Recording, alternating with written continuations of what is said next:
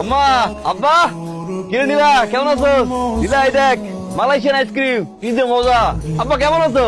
তুমি কেমন আছো? আমি তো ভালো আছি। তোমাকে কোনো সমস্যা হয়েছে কিনা সেটাও জানাইলা না। আর সিম আন বন্ধু কিনতে পাইনি আব্বা। এই জায়গার সিমের মেলা দাম।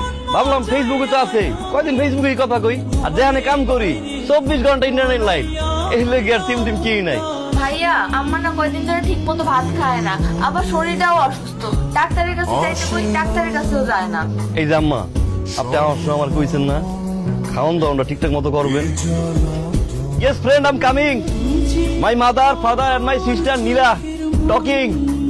আম্মা, ওই আমাকে লয়ে কাম করে স্টিফেন মার্টিন, ওর বাংলা বুঝে না, ইংলিশে কথা কইতে হয়।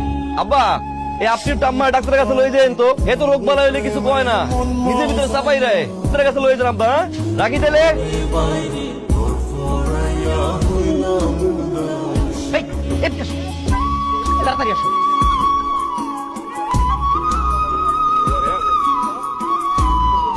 তোমার আমি বলছি, খুব সুন্দর করে বুঝাই বলছি যে ফোনটা বন্ধ রাখবা। মোবাইলটা তুমি অন করে আমার কাছে জমা দিচ্ছ, ড্রয়ারে রাখি ভন ভন ভন ভন শব্দ করে। বন্ধ করে এটা।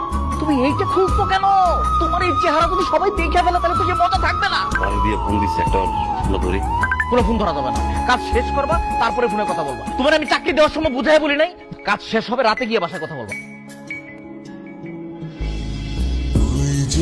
কিরে, তোরা না কইছি যে কামে যখন থাকবো তখন কল দিবি না, এনে সিলে সিলি করে।